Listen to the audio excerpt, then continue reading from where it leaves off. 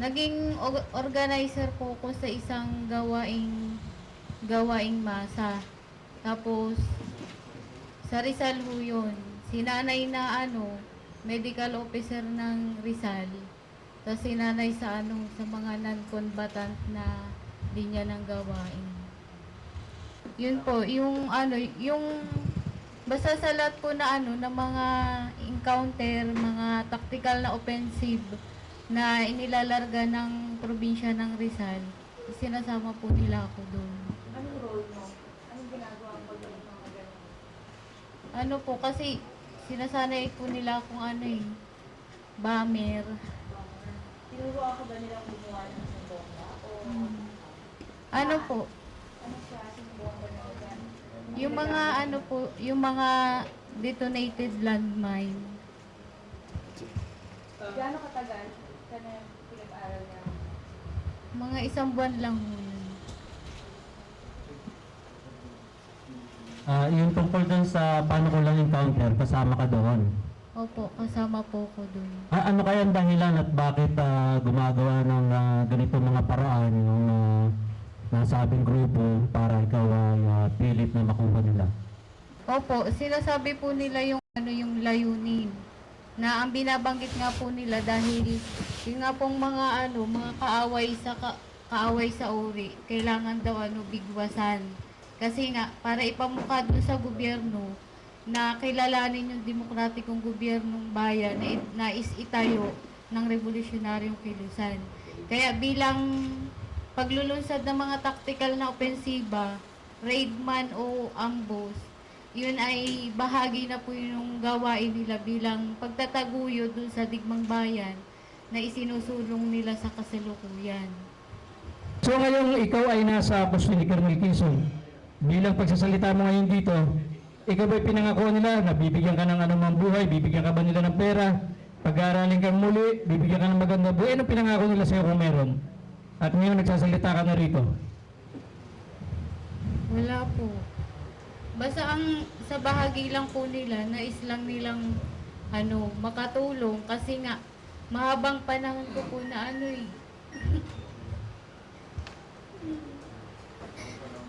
mahabang panahon na hindi ko nakapiling yung pamilya ko.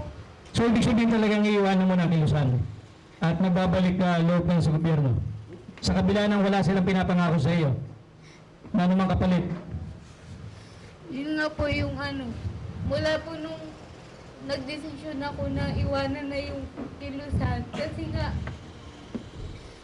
simula nung sumama ako sa kanila, wala naman talagang nagawa yun sa pamilya ko kung hindi sirain. Papaglayuin kami kasi sa loob na 9 na taon, hindi ko sila nakita.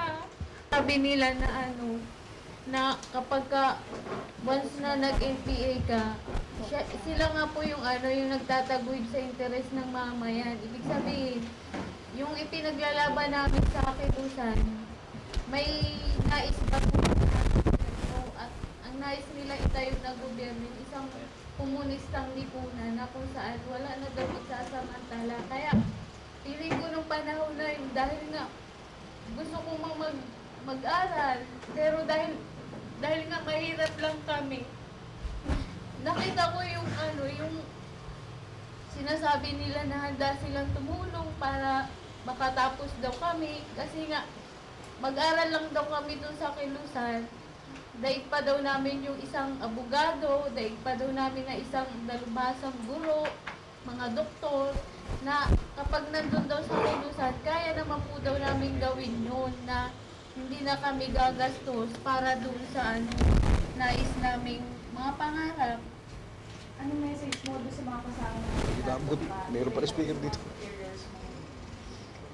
Yun, sa bahagi ko po kasi dahil yun nga, nalinlang ng mahabang panahon na sila yung maglilingkod talaga sa mamayan. Pero doon sa mahabang panahon na inilagi ko doon sa Kilusan, maraming masasaya, mga bagay din na natutunan ako. Pero habang tumatagal, nakikita ko rin yung pagkakaiba na parang nagkakaroon din sa hanay nila ng mga anomalya, parang may mga corrupt din na sabi ko paano kaya kung sa kung magtagumpay.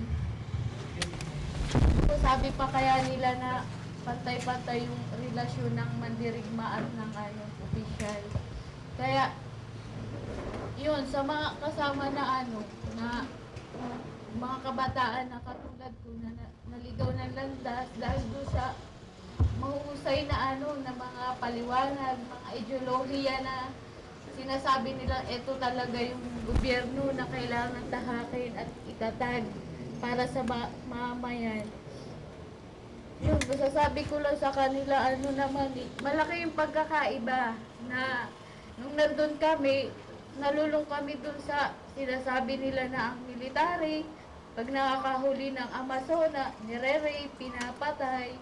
Kaya, may mga bagay na nais na naming iwanan ng kilusan, pero patuloy pa rin kaming hinahabol kasi nga, yun, pag daw nahawakan kami ng mga military, papatayin lang daw kami. Kaya, nung nandito na po ko sa sa Kabayanan at nung nakuha na po nila ako, doon ko po napatunayan na may mga bagay din pala na hindi kayang ipaliwanag nila, na may mga bahagi din po mali doon sa sinasabi nila sa amin na masasama ang NPA, ang gobyerno.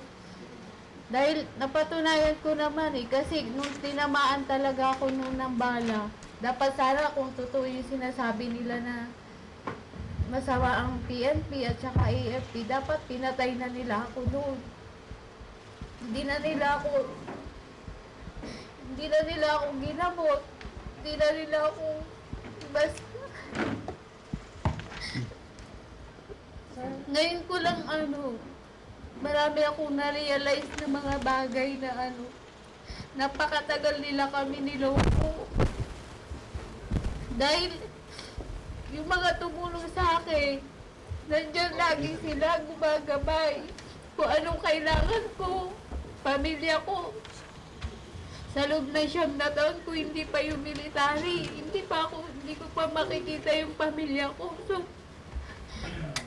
kaya, yun, sana doon sa mga kasama, hindi pa huli ang lahat para magbagong buhay. Kasi, sayang yung mahabang taon na inilalaan namin sa kilusan na wala naman nangyayari. Kasi maraming mga kabataan yung namamatay, na hindi na nakukuha ng pamilya.